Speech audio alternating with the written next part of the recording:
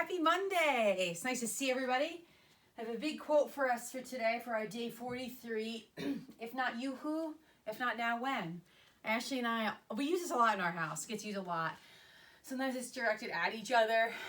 Sometimes it's in a bit of a sarcastic manner when you have to do something that you know the other person should be doing, but they choose not to for whatever reason. But in all seriousness, it's a great quote. I mean, in most of the things that we do in our life, you know, if you're not going to do it, no one is going to do it for you. Okay. And that goes for everything from, you know, getting up in the morning and getting, you know, a workout in, whatever that is that you choose to do, you know, all the way to, you know, getting up and going to work on the days that you don't feel like it. There are always days that we don't feel like it. And I love the if not now, when. I mean, what's the point in waiting for a lot of the things that we want to do? You might as well just go for it now and see what happens. You know, really, if you could imagine the worst case scenario, is probably never going to happen anyway. So you could always imagine it and then be like, well, things are going to be better than that. So keep that in mind on your Monday today. If not you, who? And if not now, when? Okay, so we have a nice big piece today. You're going to see a lot of longer pieces this week with a little bit less of our strength work as we kind of move through the week. Any strength work that you do see is going to be a bit on the bodybuilding side. So we're going to get a little bit of our swole on this week.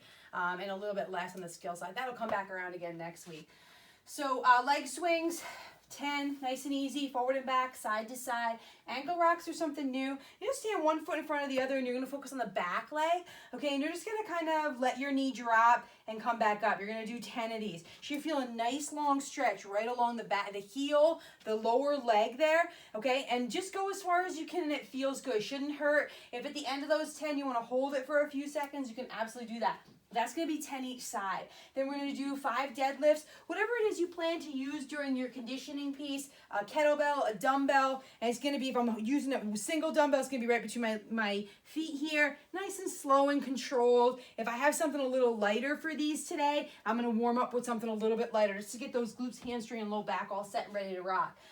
And then we're going to do our wall squats. That's where we put our hands up overhead, arms locked out, right? We're sitting our hips back, still working that depth. Go as low as you can and then hold it and then stand back up. I really want you to be super, super aware of your, we're going to build a ton of body awareness in that upper body. Where is it going forward? Am I driving my knees out and just sitting my hips back? Okay, and I want you to think about when you go down is sitting your butt right between your heels. How would that feel? How would that look? Okay, and then we'll pause. 2 to 3 count pause, just something to feel the bottom position. Like I said, nice big conditioning piece today. It's going to be 4 rounds total of this first piece.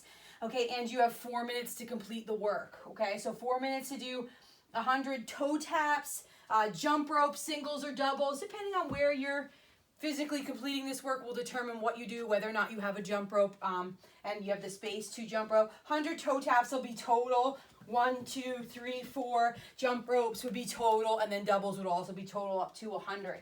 Then you're going to 25 dumbbell deadlifts, kettlebell deadlifts, single, double. If I'm doing double dumbbells, I have 1 in each hand. They'll be outside my legs. If I'm doing single dumbbells, it's going to be 1. I'm going to hold both onto it, down, touch the ground, and back up, right? Back nice and flat, belly nice and tight, driving those hips back, and then stand back up. Okay, and I'm going for 25 of those. I'm looking to stand all the way up at the top. And then whatever time is remaining in my 4 minutes, I do as many ab mat sit-ups as I can. Feet can be butterfly, straight out in front of you. You can bend them. Okay, using those arms, driving back, and then using that momentum on the way up.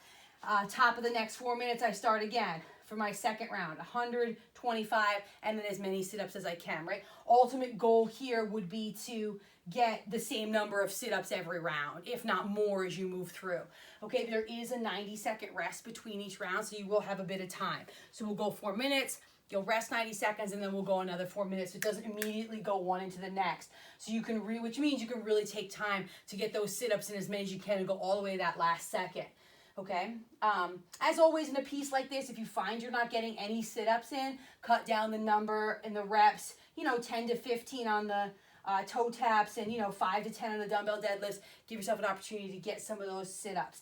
Once we finish all 4 rounds there, we're going to rest a total of 3 minutes, get a quick drink of water, control your breathing, right? Let your heart rate come down, your breathing come down, and then we're going to go do a little piece for time. 50 plank ups.